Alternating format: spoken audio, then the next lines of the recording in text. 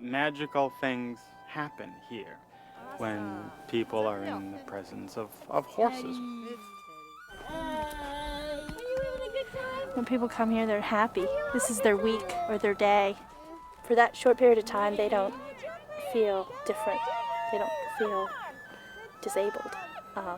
It gives them power, gives them a sense of control, a sense of freedom, and everybody needs that.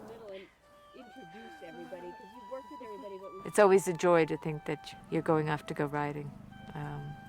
You know it's just going to be a great day no matter what happens. Do a small circle around this blue barrel. It is joyful, incredibly joyful, to see the interplay between the horses and the clients and the teacher. It is just, it's a joyful experience. Walk on. Walk on. At the letter F, Ian, I want you to... It's really a wonderful opportunity to work with people and animals and to see the change that you can make in somebody's life. And that can be a profound physical change in terms of somebody feeling stronger, more balanced, or it can be an emotional change in terms of an individual bonding with an animal and just getting a thrill out of being astride a horse. So those sorts of things are very, very rewarding in my work here at Riding to the Top.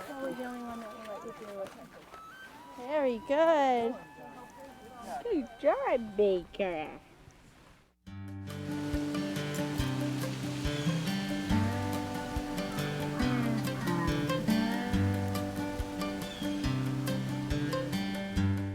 You just say that it's the day to go horseback riding, and he just lights up like Christmas. He's just so excited. We see smiles that we don't see otherwise when we come here.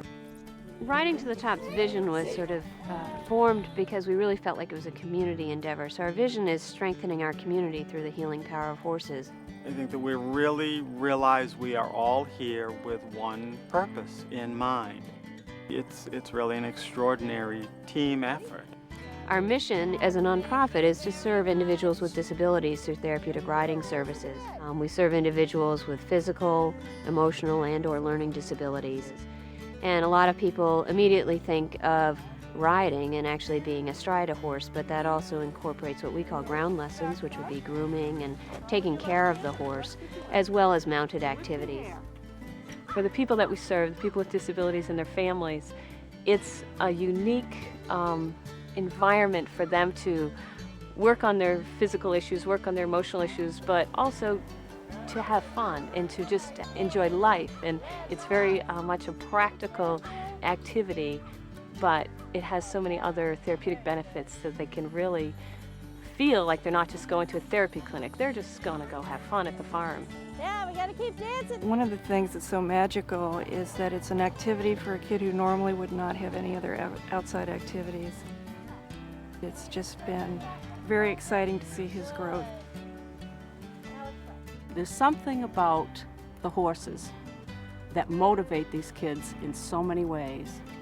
And they do things here that carry over to the classroom. It's just amazing. Yes, we cleaned house. If you think about trying to address physical issues and cognitive issues and emotional issues, you really couldn't find an activity that's more all-encompassing. Oh, she can. She's like... There's all sorts of sensory experiences that they have. These are easier than parents. And then there's the sheer pleasure and fun and the social interaction if it's a group lesson or social interaction with the volunteers that are involved. So you hit on all of those components when a child or an adult comes here to ride or to be with the horses. Very good, enough. Good job, Nate. Excellent.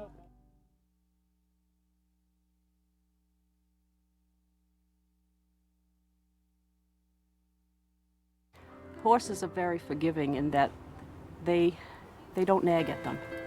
They're just big, patient animals who accept these kids as they are, and there's no level of judgment. And the kids just absolutely love it. Riding a horse and controlling a horse gives him a great deal of confidence that he is in control. He can do it. Is he still fearful? I believe he probably is, but he's overcoming that, and that's a huge leap, and it's a lifelong lesson. Walk.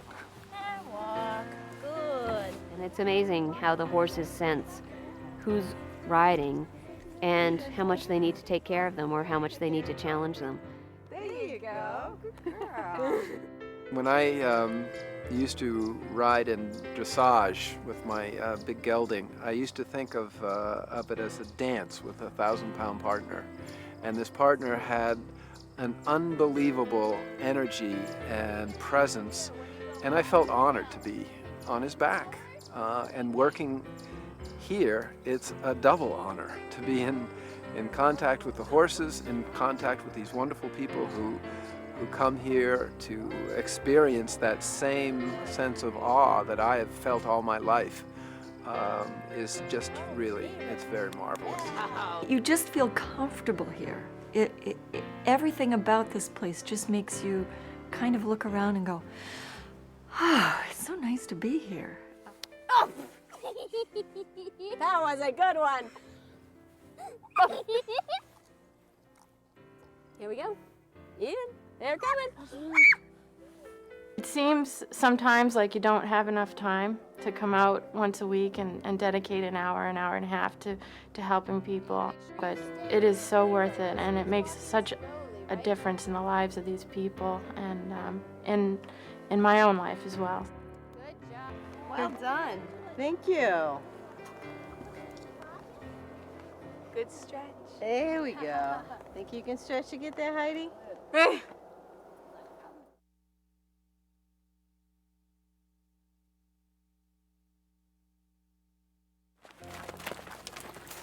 We had a dream back in '97 and '98 of owning our own facility. And we had a dream about growing our program to serve a greater number of individuals. And many of those dreams have been fulfilled. We have a wonderful farm here. We have ridership that exceeds 200 riders a year. But one of the dreams that we had when we first looked at this property in '98 was that there was space for an indoor arena which would allow us to provide services year-round and provide continuity not only for our riders but for our instructors, for our horses, and make us a much more complete program. And that is one dream that is still a dream, and we're very excited about moving ahead towards making that dream a reality. As the winter approaches, we need to end our riding program, and that can be very difficult for many of our clients. Transitions are hard, change is very hard, and so anything that we could do to keep things the same and consistent for them, I think just makes their lives better. This, of all the activities that we do, is the one that they are most enthusiastic about. From the time we stop in the fall until the spring, they're asking, when are we going to go riding again? It's clear that what we need most to continue to offer the program and to offer it at its highest and best level is an indoor arena facility.